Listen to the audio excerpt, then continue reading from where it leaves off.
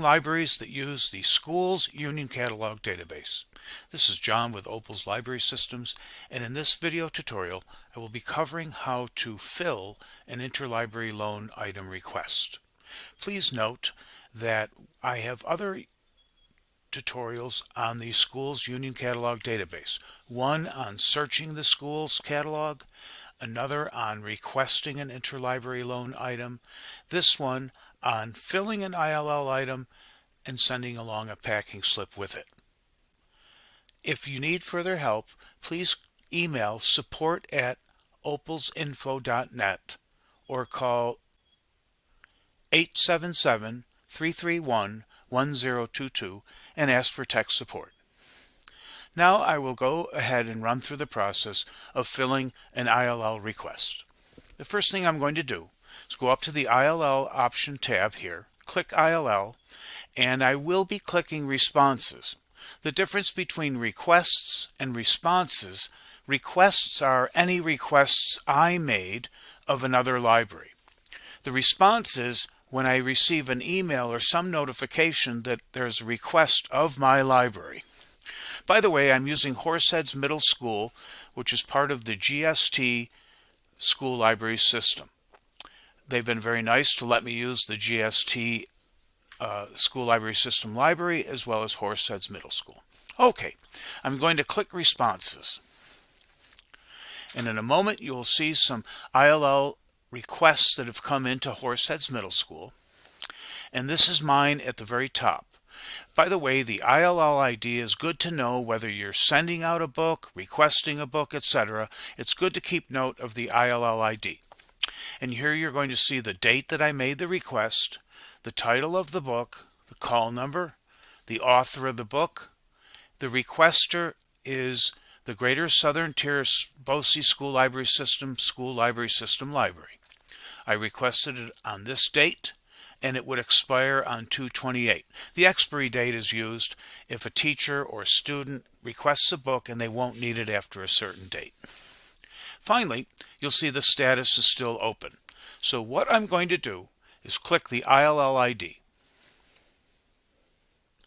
We have the ILL option or the request on the screen. We can see the ILL ID here. The status is that it's open. One copy was requested. It hasn't been filled yet. Here's the title, author, call number, the requester, GST BOCES School Library System, the Instructional Support Center. That's their library.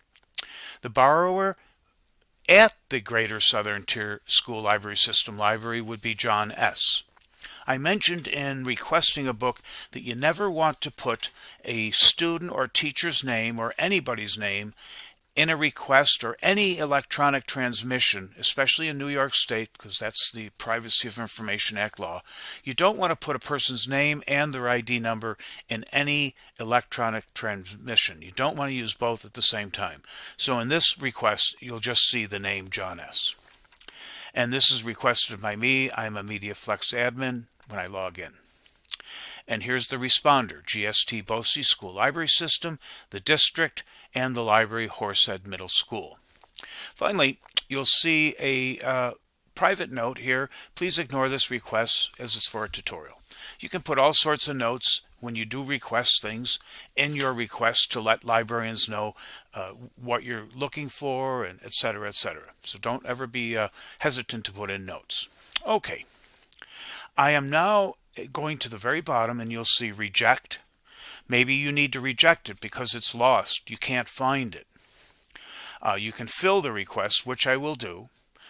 You can also print for a shelf lookup. So you could print the call number up here, right here, FIC TEL, and print that out and go to your shelves and look it up. And you can put a note on as well. The grayed out options would not be grayed out if the book was becoming overdue and you wanted to renew it, etc., etc. Okay, I'm going to click fill, and I'm clicking fill to fill the request. I will enter in the barcode, and you can enter it in with your barcode scanner if you need, and a due date. You can enter in a due date. For example, if a teacher needs the same book or someone else in your school system needs the book, you could put a due date in. I'll just add a due date of I'm just picking one out, March 18th. I can add a public note or a private note.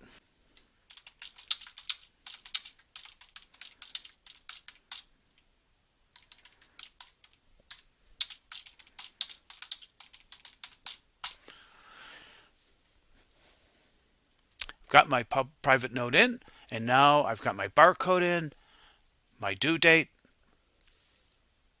my private note, and I click OK.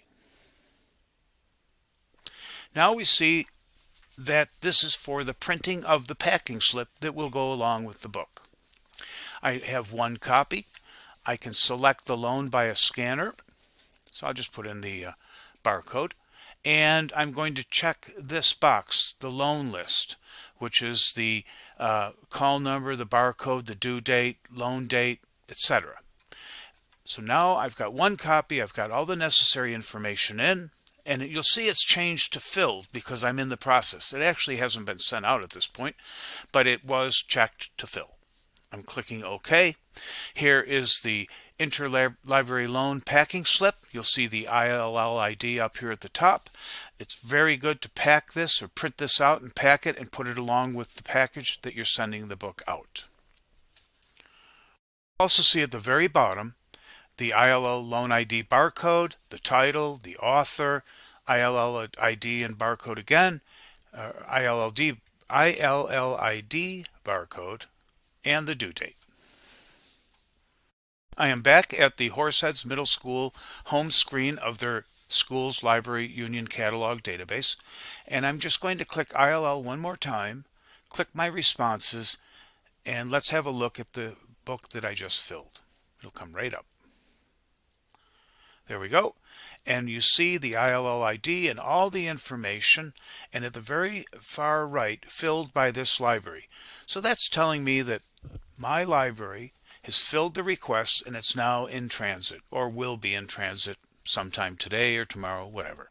It's always a good idea to have a long loan period to make up for the transit issues that may or may not happen for your school libraries.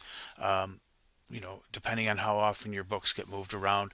So you always want to think about that time frame in addition to the time frame that you're loaning the book out.